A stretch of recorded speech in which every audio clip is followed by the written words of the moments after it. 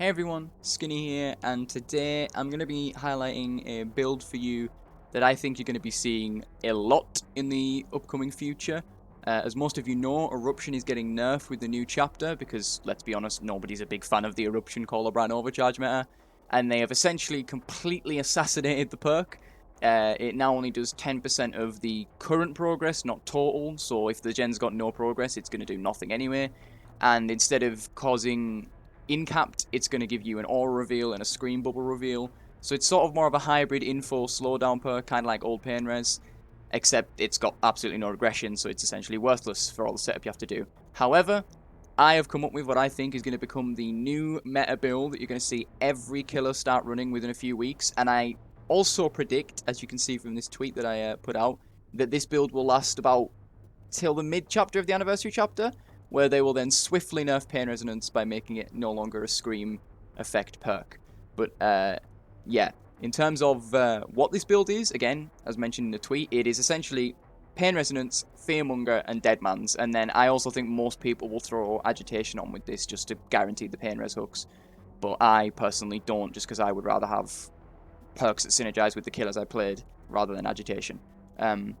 But yeah, the reason this is going to be strong is because obviously Fearmonger will make them blind, so they won't see any auras and they won't be able to tell that you've downed someone or that you've picked them up, other than by looking at their hood. Then that allows you to take them to a Pain Res hook and put them on, which they won't be able to get off the gen and counter because they can't see, unless they get off way ahead in advance. Pain Res then triggers on the gen, they scream, instantly lose 15% progress, and the gen is blocked for 30 seconds, which is more than enough time for you to get over there, get back into the chase, down them, and rinse and repeat the process. I honestly think this build will be the new meta. Like, it's too good. And yeah, I'm wanting to get a video out on it early now before people get used to it and start being like, oh, you're just running meta. It's like, yeah, well, I mean. Anyway, I hope you guys enjoy these games. I'm going to be doing a Trickster game and a Night game in this one just to highlight just how good this build is on some of the more weaker killers. And of course, they're some of my mains. But yeah, I've rambled enough. I hope you enjoy the video, and thank you for watching.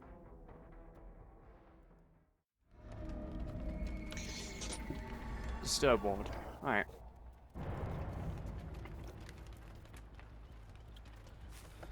And they're all over there, fanning out. Two to the left, one to the right.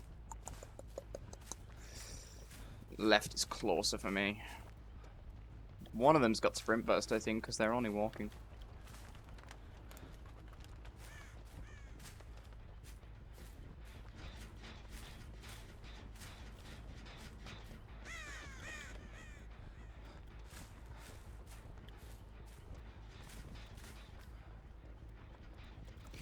I'm not gonna bother looking for them guys. I know they're there. They probably, and the scratch marks didn't leave, but I'd rather just, you're there. Yeah, okay.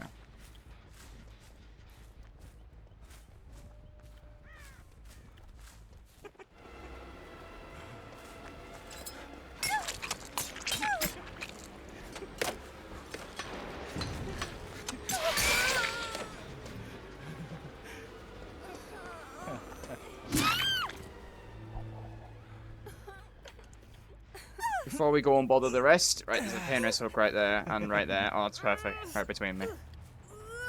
Should deal with them two over the left. Yep.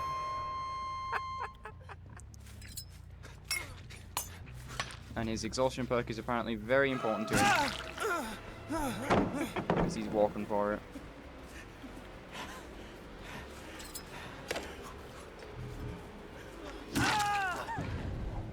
Nice, I can get another burst of Pain Res. I'm gonna wait out the next 15 seconds actually, just so I can get a... Right, that should be enough time. By the time I pick him up and get him on there, Deadman's will be back again. It wasn't even 15 seconds actually. It was only like 7. I'm misreading it. It was a quarter left.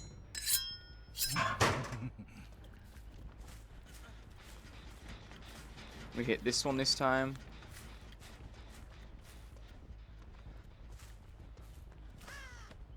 Jill's still nearby, right? There she is. Oh no, Leon's killing himself because I'm camping. It's not like Jill was remotely close to the area or anything. And it would be stupid of me to leave.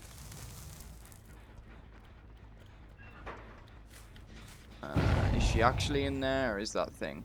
She's actually in there. Head-on moment. That's what happened earlier. Leon's giving up!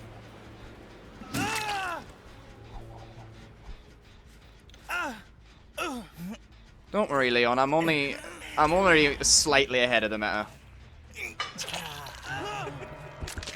You don't have to go against this every game just yet.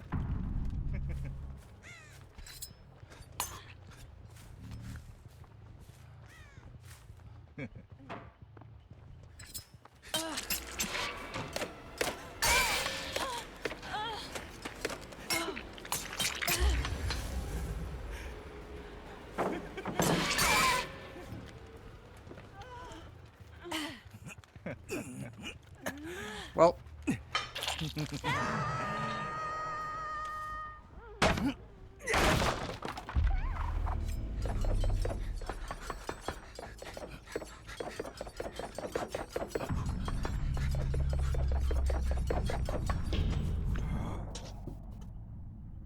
The Leon gave up but stayed till the end. I'll never understand. And one of them DC'd but stayed till the end. I'll never understand some people.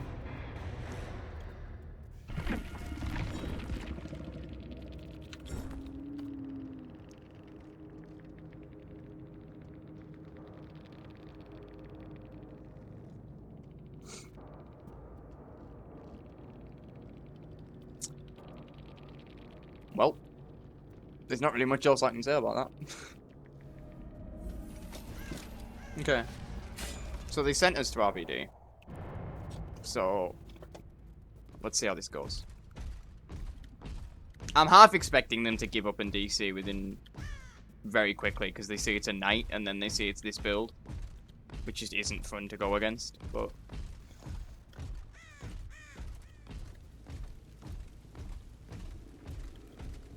They're not on there. They'll probably be on that, like... Oh, there they are. Running into here. Alright. I'll ignore the kit and focus people who are actually on gens.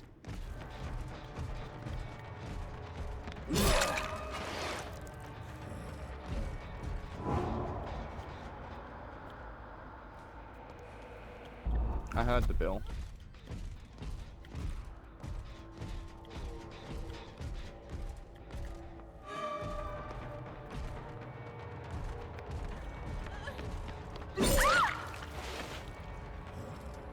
Okay, Lord knows what's happening there. She's moving quick. She got tenacity.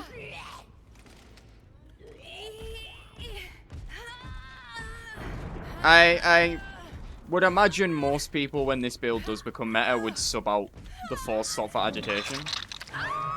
So they can guarantee that they'll reach pain res hooks. I just personally don't need... Well, not need, but I personally don't feel like I want agitation. I'd rather have the rotating fourth slot for whatever perks would best suit the killer I'm playing. Like with Knight, I need... Well, not need, but I want the Zanshin. And you'll see later with Trickster, I'll probably run Lethal Pursuer, just so I can get that earlier start. But I would imagine that when this build does become meta, you'll see Agitation as the fourth perk.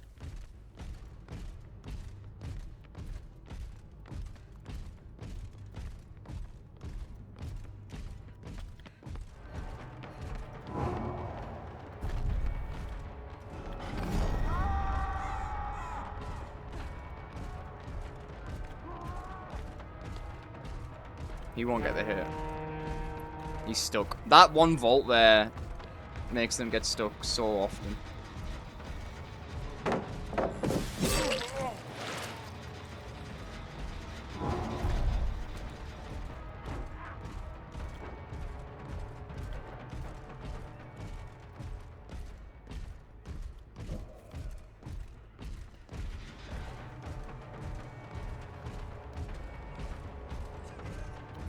Boon down in that room as per.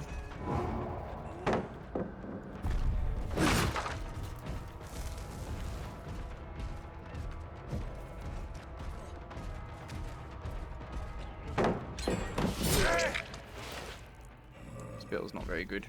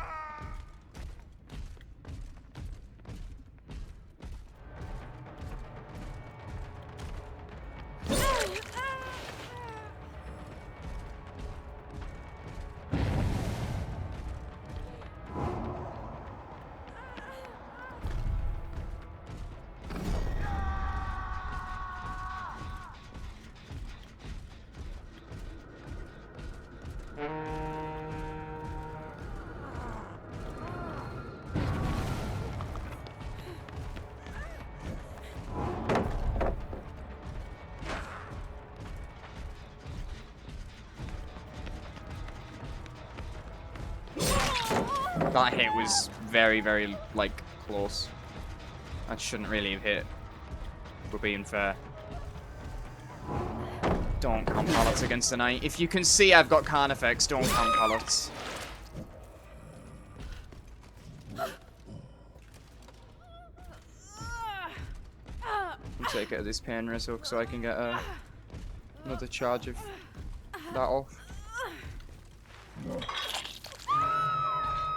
Straight off this. Yeah, I know for a fact that this will be what everyone runs, and I know that people will complain about it, and then, like I said in the tweet, by about mid-chapter for Anniversary Chapter, they will roll out a nerf to pain res that makes it no longer make people scream. And that'll be how they balance it. They might even bring down the gen regression just a touch.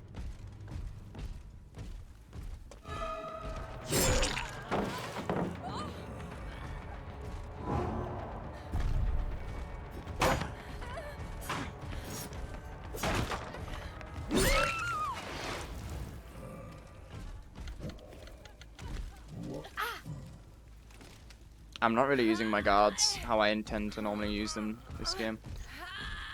I'm using them mostly as pallet breakers, but there's not really many options to use them properly on this map. Especially not with the way these guys are playing.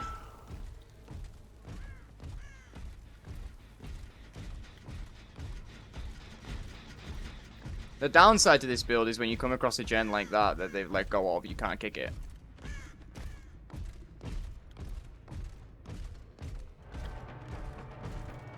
I'm not going to bother trying to get that build, he'll already go up top. Get rid of that pallet and swap Jailer out.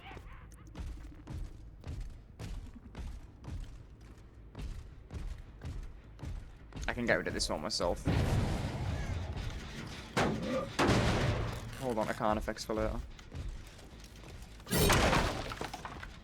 They were on that gen up there as well.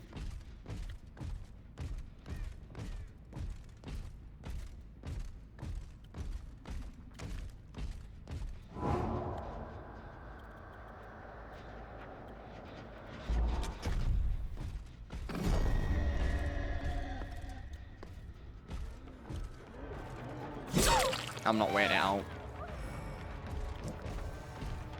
He probably could have got that if I gave him time, but it would have been a while. I'd rather just take the hit.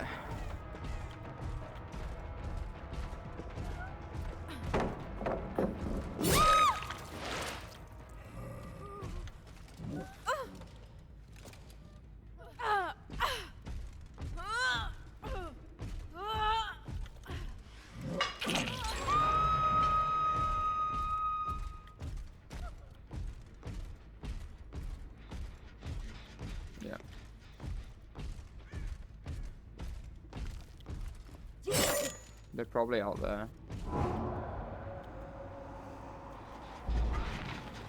See, the thing with Deadman's on Knight is as soon as the guard starts kicking the gen, it forces them off.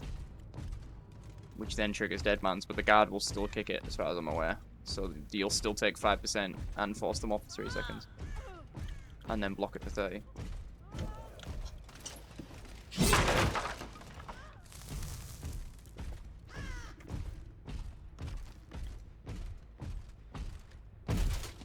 Do the same thing again, but this time Jailer's got longer range, so I should be able to... There's 2 of them there anyway.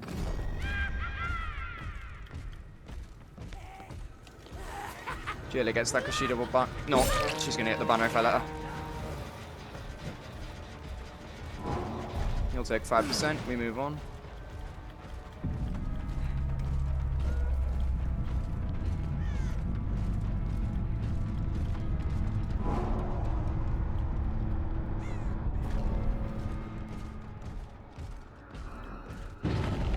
Just narrowly escaped it.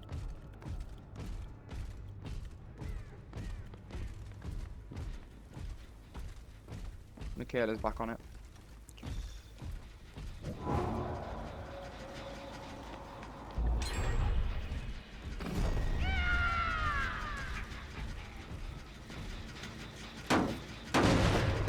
Jailer will not get anything on his own.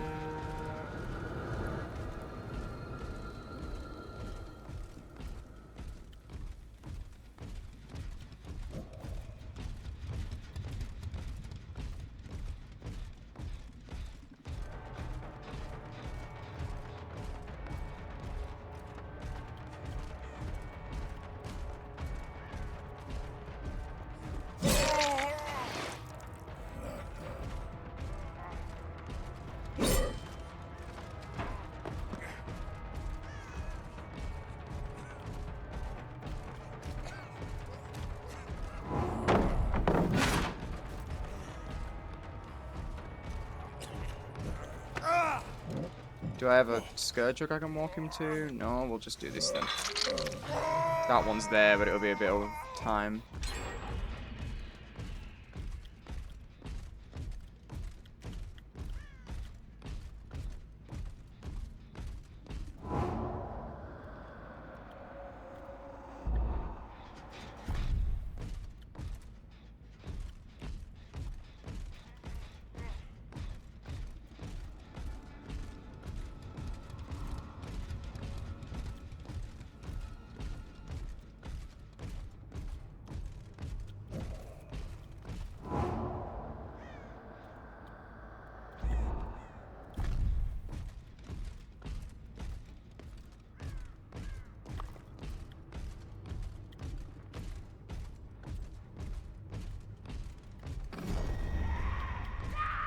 She's committing to the unhook. No? She hasn't committed to it? Yes, she has. She was just a bit further away than I expected.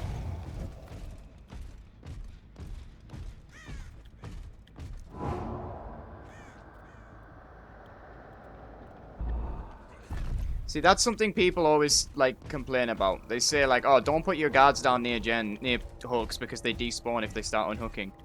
The info I got from that is still worth doing that, in my opinion. Like, without that there, I wouldn't have known that Kate was there until they unhooked. But because of the guard spotting her, I know, right, okay, it's Kate going in for it. She's there. Did she commit to it? Yes. Okay. Then I carry on.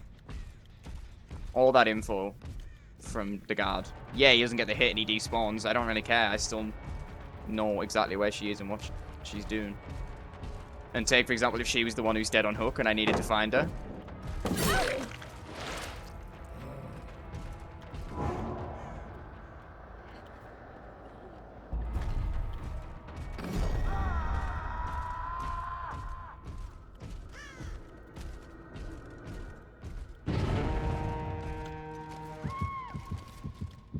Nice.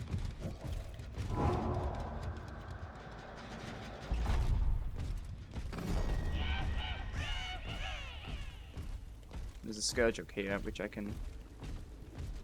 They might get the gen before I get her up, though. Yeah, no, I'm not walking to that Scourge hook in the corner.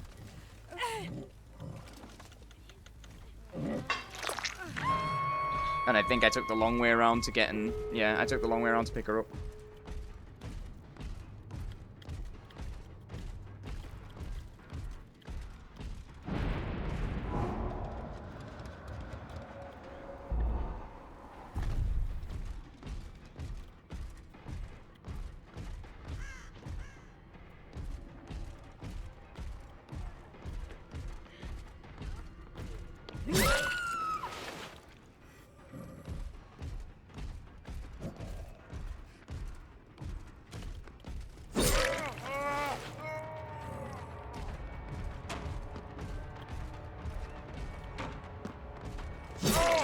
And that's game.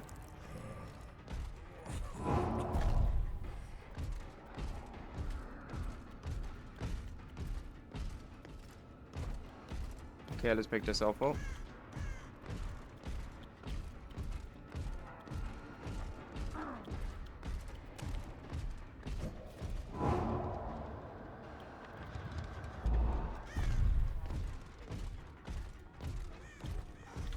I think I can hear her above me.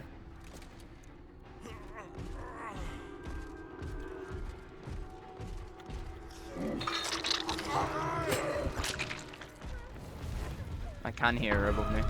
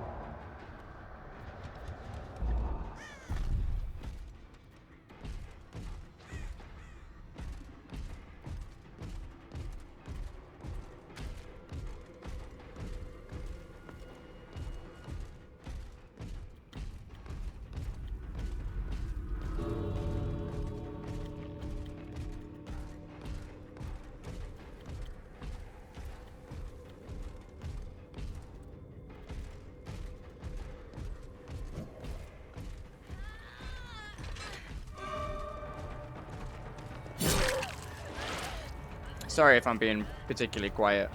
I just not really got much to say. But there we go. Hopefully that helped to show off this build.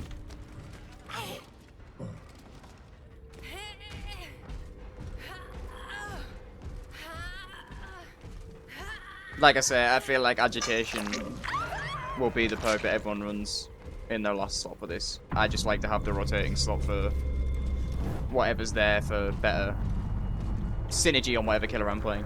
I don't think agitation is really going to make all the difference in most maps. It will in sort of bigger open maps, but like, you know, I wouldn't have got much difference out of agitation there that I would have on a not, you know what I mean? Because they bring the offering. But yeah. That's the night game.